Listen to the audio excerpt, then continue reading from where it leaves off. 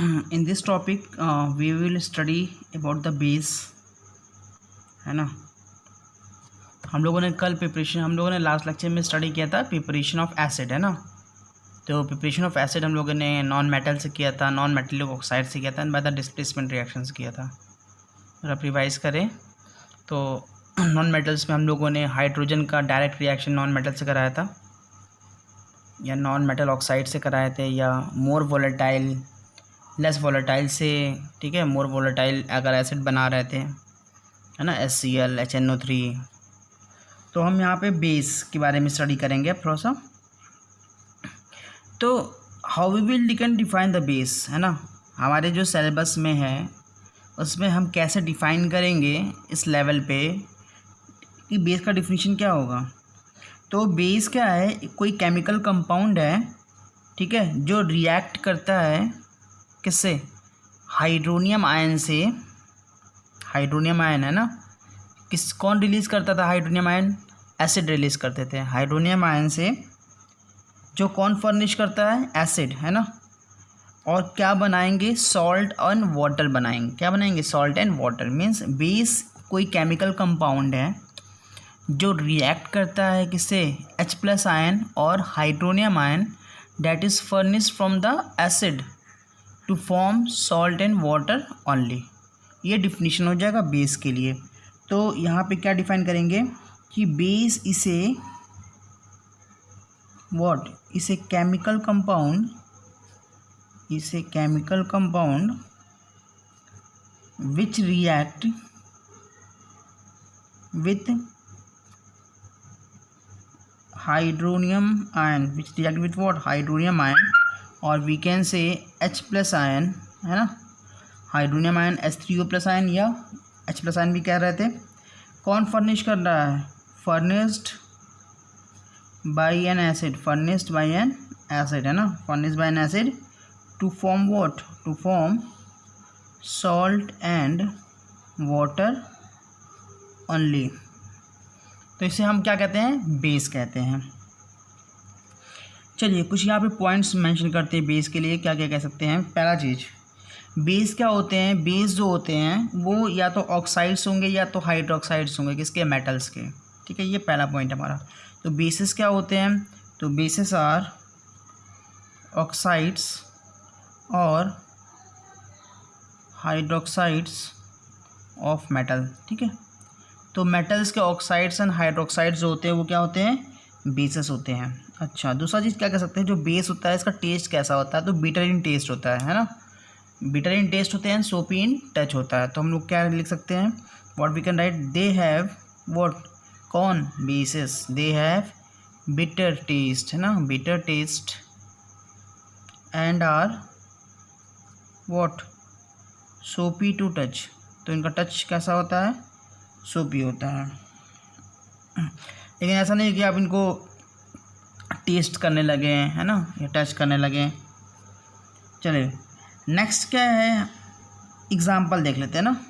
Example, तो ammonium hydroxide NH4OH, ठीक है, ये क्या है, बेस का एग्जाम्पल है। सोडियम हाइड्रोक्साइड NaOH, ये भी हमारा बेस का एग्जाम्पल है। जो हमारा क्यूप्रिक ऑक्साइड होता है, क्यूप्रिक ऑक्साइड CuO, है ना, इट इज़ क्यूप्रिक ऑक्साइड। जो क्यूप्रिक हाइड्रोक्साइड है CuOH का वोल ट्वाइस, ये भी हमारा क्या है, बेस के एग्जांपल है। एल्यूमिनियम हाइड्रोक्साइड AlOH का whole thrice, it is also an example of base. तो ये सब बेस हैं। सपोज हम लोगों ने सोडियम हाइड्रोक्साइड ले लिए NaOH, ठीक है। तो अकॉर्डिंग डिफिनीशन क्या लिखा हुआ है, आप इसका रिएक्शन किससे कराएं, एसिड से कराइए। तो एसिड हम लोग ले लिया HCl। ये एसिड क्या रिलीज़ करेगा, it will release H+ ion. तो डिफिनीशन में क्या लिखा, base is a chemical compound. अगर ये बेस है तो ये केमिकल कंपाउंड होगा जो रिएक्ट करेगा किससे, हाइड्रोनियम आयन से, है ना। जो किससे रिएक्ट करेगा, ये रिएक्ट करेगा किससे, इस हाइड्रोनियम आयन से, जो कौन फर्निश कर रहा है, एक एसिड फर्निश कर रहा है, और क्या फॉर्म करेगा, सॉल्ट एंड वाटर। तो ये जो NaOH है, यहाँ का जो OH है, ये H+ से रिएक्ट कर जाएगा और क्या बना लेगा, वाटर बना लेगा। और जो सोडियम यहाँ पे बचा हुआ है, यहाँ पे जो क्लोरीन है, ये दोनों मिलकर क्या बना लेंगे, NaCl, which is salt, common salt, है ना। इसी को टेबल सॉल्ट भी बोलते हैं, है ना। ये क्यूप्रिक ऑक्साइड है ना, CuO, इसका रिएक्शन करा दीजिए HCl से। अब क्या होगा, ये जो Cu है और ये Cl है, ये बना लेंगे क्या, CuCl2 है ना। इसका नाम क्या हो जाएगा, क्यूप्रिक क्लोराइड, या क्यूप्रिक क्लोराइड कह सकते हो, या कह सकते हैं कॉपर सेकेंड क्लोराइड, है ना, कोई भी नाम कह सकते हैं।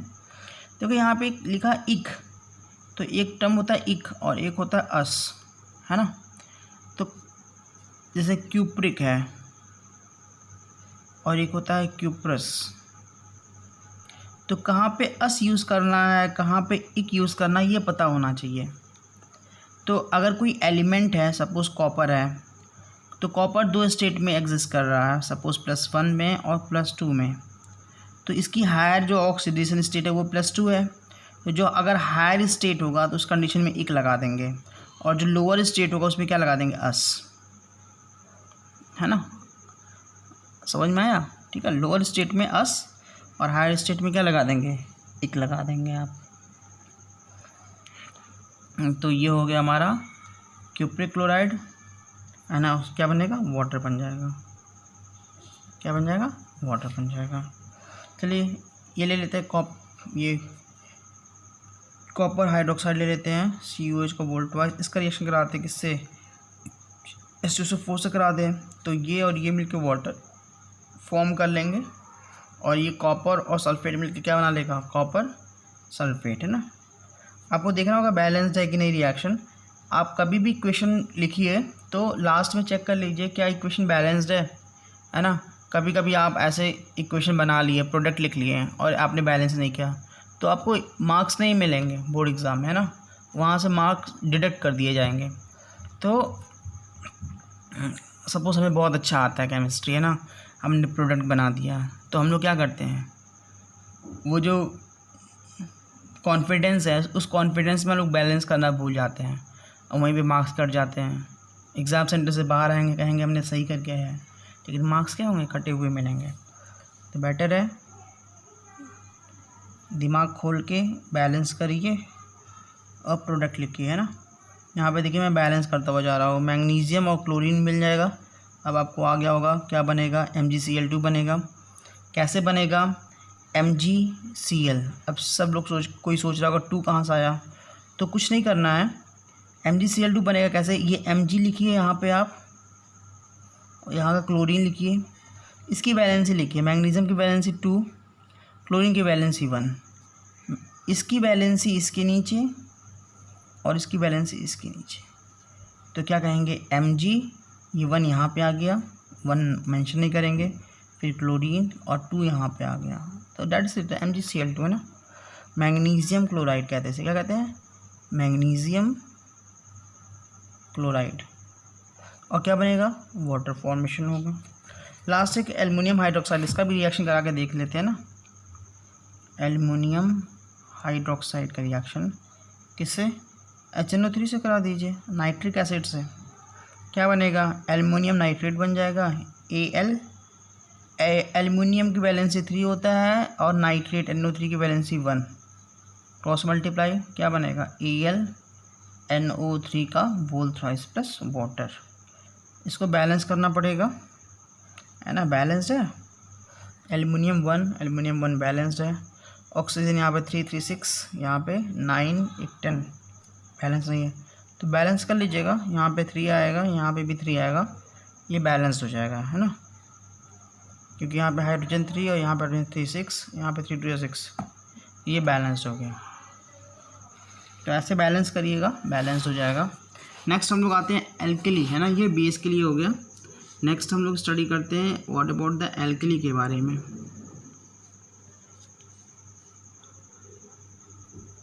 तो बेसिस क्या है, कोई केमिकल कंपाउंड है जो रिएक्ट करता है किससे, H+ आयन से, है ना, H+ आयन से, जो फर्निश्ड हो रहा है एसिड से।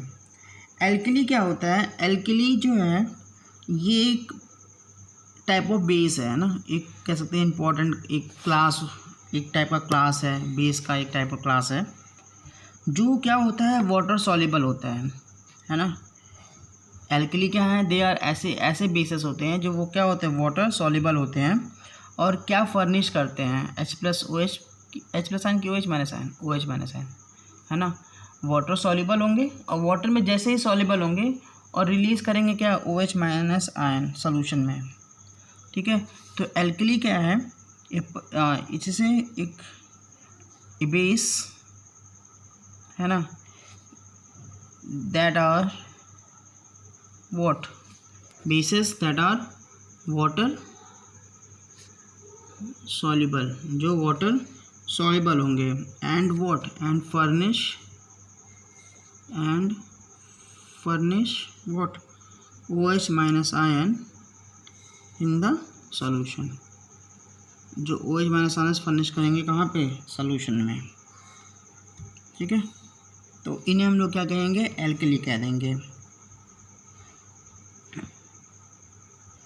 तो एग्जाम्पल्स इनके क्या हैं, तो जनरली जो एल्कली मेटल्स होते हैं और जो एल्कलाइन अर्थ मेटल्स होते हैं वो एल्कली की तरह बिहेव करते हैं, ठीक है। कौन कौन, जो एल्कली के हाइड्रोक्साइड होते हैं ना, एल्कली फर्स्ट ए है ना, फर्स्ट ए में कौन कौन सा आता है, कौन आता है, सोडियम, पोटेशियम, है ना, रुबीडियम, सीजियम, ये सब मेंबर हैं फर्स्ट ए के। और जो सेकेंड ए के मेंबर हैं कौन कौन है, कैल्शियम, बेरियम, है ना, ये सब सेकेंड ए के मेंबर हैं। तो ये जो फर्स्ट ए है एल्कली मेटल बोलते हैं और जो सेकेंड ए में आते हैं क्या बोलते हैं, एल्कलाइन अर्थ मेटल, ठीक है। तो इनके जो हाइड्रोक्साइड होते हैं वो वाटर सॉल्युबल होते हैं, क्या होते हैं, वाटर सॉल्युबल होते हैं।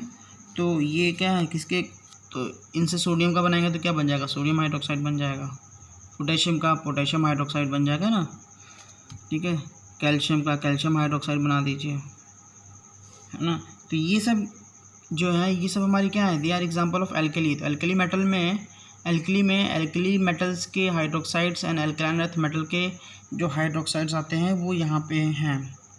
तो यहाँ से हम लोग कह सकते हैं, एक पॉइंट नोट कर सकते हैं क्या, कि जितने भी एल्कलीज हैं डैट ऑल एल्कलीज, यहाँ पे एक स्टेटमेंट बन सकता है कि ऑल एल्कली आर बेसिस, है ना, but all bases are not alkali. तो ऐसा नहीं है कि सारे एल्कली बेस हो सकते हैं, लेकिन ऐसा नहीं होगा कि सारे बेसिस क्या हो जाएं, एल्कली हो जाएं। तो ये स्टेटमेंट हो सकता है। जैसे क्यूप्रिक हाइड्रोक्साइड है, ठीक है, ये जो है ये बेस है, it is a base but it's not a alkali, why, because insoluble in water, और अगर ये एल्कली होता है तो क्या होता है, वाटर सॉल्युबल होते हैं, है ना, ठीक है। तो ये हो गया एल्कली का कंसेप्ट। एल्कली ऐसे बेसिस हैं जो वाटर सॉल्युबल है और क्या फर्निश करते हैं, OH- आयन सोल्यूशन में फर्निश करेंगे। तो इनमें alkali metal, alkaline earth metal, first A and second A के जो मेंबर्स के हाइड्रोक्साइड्स होते हैं वो एल्कली आएंगे।